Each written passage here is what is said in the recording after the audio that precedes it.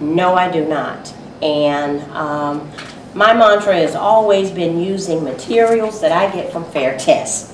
I read Monty Neal's materials religiously, and a lot of his information is research-based, and it shows that a test does not evaluate what a student is learning.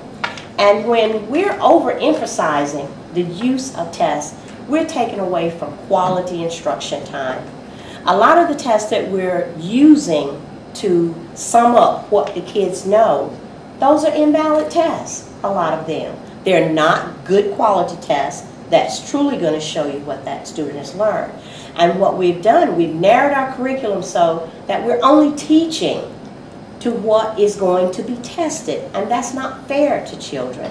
As I stated, you know, when I taught, I'm going to name my school, when I taught at Piney Grove, we narrowed our curriculum because we were trying to keep our achievement levels up. Very seldom did we get the time to teach social studies and science. I love social studies and science.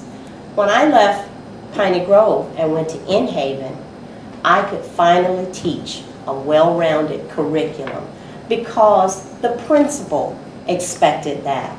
And I feel like as a leader in a school, you need to expect your kids to know a lot. We found that the majority of the questions, even on our state test, were not literacy-based questions. They came from science and social studies. So if kids didn't have that background in science and social studies, they couldn't answer the questions. One of the drivers of the testing is race to the top. As a board member, you will be looking toward federal money. How do you play that? How do you work with that? Where you need the federal money, and the state is saying we have race to the top. These are the requirements. What do you do? I'll tell you right now, that is not enough federal money to even toss anywhere. But because districts want the notoriety as being one of the race to the top states, and our state was one of them, but our state is having a lot of people backing out of it.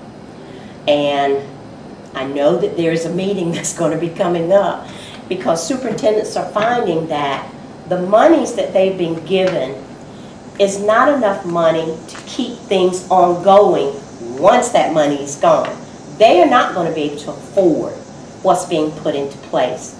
Our state is even seeing that they are not going to be able to afford what they have to put into place. So they're backing down from quite a few things. And I look at other states that are asking to opt out. So I'm not ashamed to say, you know, if it's not what we want and where it's going, and I've looked at where our district is spending the money. A bulk of our money is going in employees, hiring these people to do things that we have people already supposedly on the payroll to do. But what we've done, we've shifted that money, their payroll, to race to the top payroll. So to me, that's not a good utilization of the monies that's there. If you're going to use the money, use it for what it's intended for.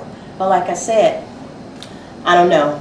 I'm broke, so $5 million years is a lot of money to me, but use it for the betterment of the students and not necessarily releasing your payroll from people that you already have on your payroll and using that money as their payroll. So I'm not above being one of the board members who say we need to go back and look at it and see how we are using this money. And I'm sure a new superintendent coming in wouldn't be above wanting to do that, because their vision may be something entirely different from what Dr. Gorman has envisioned, and we want to change the way that it's used. But like I said, it's really not enough money to even get excited about when you look at the scheme of things.